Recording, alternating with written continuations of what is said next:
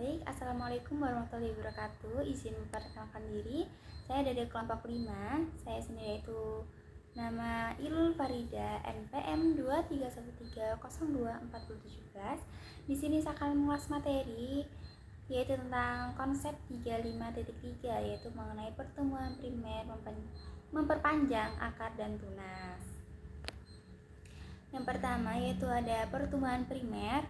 Pertumbuhan primer adalah pertumbuhan memanjang yang dihasilkan oleh meristem apikal. Perubahan terjadi tepat di belakang ujung akar dalam ketiga zona sel pada tahap-tahap pertumbuhan primer yang berurutan. Dimulai dari bagian ujung terdapat zona pembelahan sel, zona pemanjangan, dan zona diferensiasi.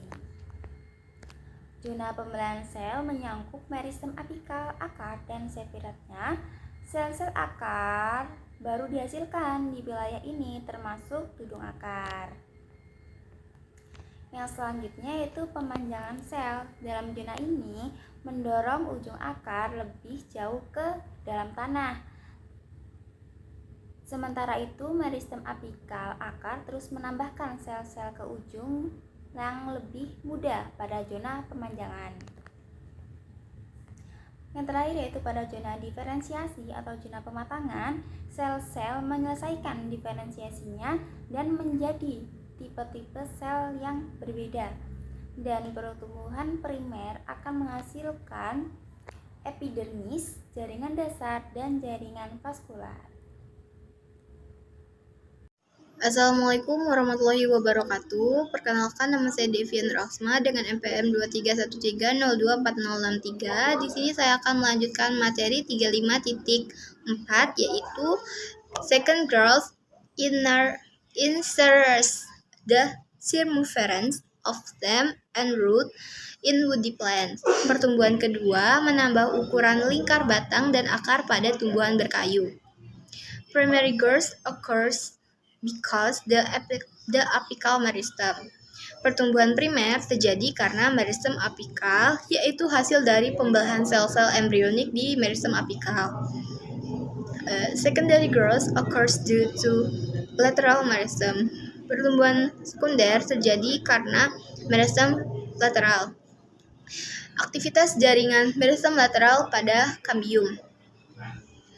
Primary and secondary growth occur simultaneously. The secondary plant body consists of vascular cambium and corky. Pertumbuhan primer dan sekunder terjadi secara bersamaan. Tumbuhan sekunder terdiri dari kambium pengangkut dan kambium gabus di korteks, mengendalikan masuk dan keluarnya air untuk mencegah dari serangan hama. Lalu di sini ada gambar pertumbuhan kedua yang dihasilkan oleh kambium vaskular. Di gambar itu dapat dilihat bahwa kambium membelah untuk membentuk dua inisial kambium. Lalu kambium dapat membelah lagi untuk membentuk sebuah inisial di antara xilem sekunder dan flum sekunder. Jadi di sini inisialnya ada 3, yaitu C mewakili kambium, X mewakili xilem sekunder, dan P mewakili flum sekunder. Terlihat dari gambar kalau pertama kambium itu membelah menghasilkan satu inisial yaitu xilem sekunder, lalu membelah lagi menghasilkan xilem sekunder dan flum sekunder, lalu membelah lagi menghasilkan 2 xilem sekunder dan 1 flum sekunder, lalu membelah lagi itu membentuk 2 xilem sekunder dan 2 flum sekunder. Walaupun di gambar ini hasilnya sama, tapi hasil dari pembelahan itu xilem sekunder lebih banyak daripada flum sekunder. Lalu ada vascular cambium and secondary vascular tissue atau kambium vaskular dan jaringan vaskular sekunder. Kambium vaskular adalah silinder dari sel-sel meristematik yang seringkali hanya setebal satu sel. Kambium ini menambahkan lapisan-lapisan xilem sekunder ke bagian anteriornya dan flum sekunder ke bagian eksteriornya. Lalu ada their rings are visible at the junction of late wood and early wood and can be used to estimate the age of their. Lingkaran pohon terlihat pada pertemuan kayu akhir dan kayu awal dan dapat digunakan untuk memperkirakan umur pohon.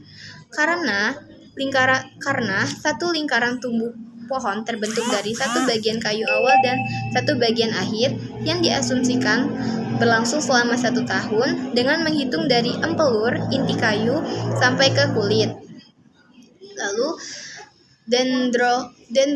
dendronology is the analysis of their ring growth. Ketebalan cincin tahunan bisa bervariasi bergantung pada pertumbuhan musiman.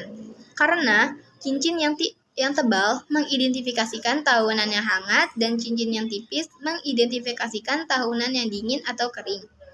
Saintis biasanya menggunakan pola cincin pohon untuk mempelajari perubahan iklim. Lalu ada anatomi batang pohon. Yang pertama ada growth ring, yaitu cincin tumbuhan, lingkaran yang terdapat pada batang pohon. Setelah itu ada jari-jari vaskular. Lalu ada xilem sekunder yang terbagi menjadi 2, yaitu gali dan gubal. Gali adalah lapisan yang terletak paling dekat dengan pusat batang atau akar. Lalu gubal adalah lapisan xilem sekunder terluar yang paling baru masih mengangkat getah xilem. Setelah itu ada vaskular cambium atau cambium vaskular yang menjadi pembatas antara bagian pepagan dari kolom kayu pada batang pohon. Lalu ada pepagan, yaitu lapisan terluar batang dan akar tumbuhan kayu yang terbagi menjadi 2, yaitu secondary plume atau plume sekunder, hasil perkembangan cambium yang berperan dalam pertumbuhan sekunder tumbuhan. Lalu ada layers of peridome, yaitu lapisan peridome gabungan antara velogen dan velodrem. Mungkin itu saja materi yang dapat saya sampaikan, kurang lebihnya saya mohon maaf. Terima kasih. Assalamualaikum warahmatullahi wabarakatuh. Izin memperkenalkan diri, nama saya Sylvia Nasifa dengan NPM 231302465. Di sini saya akan melanjutkan presentasi mengenai struktur dan fungsi tumbuhan. Kinetic control of inflorescence atau kontrol genetik pembungaan. Flower formation involves a phase change from the vegetative phase to the reproductive phase, yang artinya pembentukan bunga itu melibatkan suatu perubahan fase, di mana fase vegetatif menjadi fase reproduktif. Nah, proses fase vegetatif dan fase reproduktif ini adalah 2 fase utama dalam siklus hidup tumbuhan. Fase vegetatif ini adalah fase di mana tanaman tumbuh dan berkembang untuk menghasilkan akar, batang, dan juga untuk menghasilkan daun. Fase generatif adalah fase di mana tanaman itu menghasilkan bunga, buah, dan juga biji. Pembahasan selanjutnya yaitu the formation of flowers by the shoot apical meristem can stop the primary growth of the shoot. Artinya, pembentukan bunga oleh meristem apikal tunas dapat menghentikan pertumbuhan primer tunas tersebut. Nah, pertumbuhan bunga itu dapat menghentikan pertumbuhan meristem apikal. Karena apa? Karena adanya pengaruh hormon. Hormon yang berperan dalam proses ini adalah hormon etilen. Etilen itu hormon yang berperan dalam pematangan buah dan juga biji. Pada fase vegetatif, meristem apikal itu akan menghasilkan hormon auksin. Nah, auksin itu kan berperan dalam pertumbuhan memanjang tanaman. Ketika tanaman itu mulai memasuki fase generatif, tanaman itu akan menghasilkan etilen. Etilen itu akan menghambat proses auksin dan meristem apikal. Hal ini menyebabkan pertumbuhan memanjang meristem apikal itu terhambat, sehingga pertumbuhan bunga dapat terjadi. Pembahasan selanjutnya yaitu specific flower organs are sepals, petals, stamens, and scarpels. Artinya organ bunga spesifik yaitu sepal, petal, stamen, dan carpel. Yang pertama adalah sepal. Membentuk lingkaran keempat atau terluar adalah bagian yang terluar bunga. Fungsinya itu untuk melindungi bunga ketika masih kuncup. Nah, sepal ini biasanya berwarna hijau dan berukuran kecil. Selanjutnya adalah petal. Petal ini adalah bagian bunga yang terletak dalam sepal. Petal ini biasanya itu berwarna cerah dan menarik untuk perhatian serangga penyerbuk. Yang selanjutnya adalah stamen. Stamen itu adalah organ reproduksi jantan bunga. Stamen terdiri dari dua bagian, yaitu tangkai sari dan kepala sari. Selanjutnya adalah karpel, adalah organ reproduksi betina pada bunga.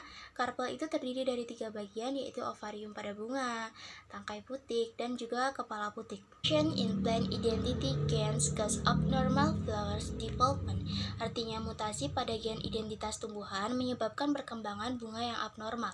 Misalnya petal tumbuh di tempat stamen, seperti pada gambar yaitu bunga Arabidopsis abnormal. Bunga ini memiliki set petal ekstra sebagai ganti stamen dan bunga internal di tempat karpel seharusnya berada. Pembahasan selanjutnya mengenai ABC Model of Flower Formation. Each class of organ identity gains is active into specific floral meristem walls, artinya model ABC pembentukan bunga. Setiap kelas gen identitas organ diaktifkan pada 2 lingkaran meristem bunga spesifik. Model ABC ini pembentukan bunga ditunjukkan pada gambar mengidentifikasi. Cara ketiga kelas gen ini mengarahkan pembentukan keempat tipe organ bunga. Berdasarkan model ABC, setiap kelas gen identitas organ diaktifkan pada 2 lingkaran meristem bunga spesifik. Dalam kondisi normal, gen-gen A diaktifkan pada kedua lingkaran terluar, sepal dan juga petal. Gen-gen B diaktifkan pada kedua lingkaran tengah, petal dan juga stamen, dan gen-gen C diaktifkan pada kedua lingkaran terdalam, stamen dan juga karpel. Sepal muncul dari bagian-bagian meristem bunga. Tempat gen-gen A saja yang aktif. Petal muncul di bagian gen-gen A dan B aktif.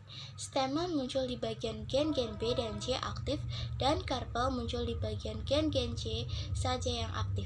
Model ABC dapat menjelaskan fenotip-fenotip muatan yang tidak memiliki aktivitas gen A, B, dan C dengan satu tambahan. Di tempat terdapat aktivitas gen A, maka aktivitas itu akan menghambat gen C, dan demikian sebaliknya. Jika gen A atau C hilang, gen yang lain akan menggantikannya. Nah, gambar tersebut menunjukkan pola pembungaan dari mutan-mutan yang tidak memiliki masing-masing dari ketiga kelas gen identitas organ dan menggambarkan cara model tersebut menjelaskan sebagai fenotip bunga. Sekian, terima kasih. Assalamualaikum warahmatullahi wabarakatuh.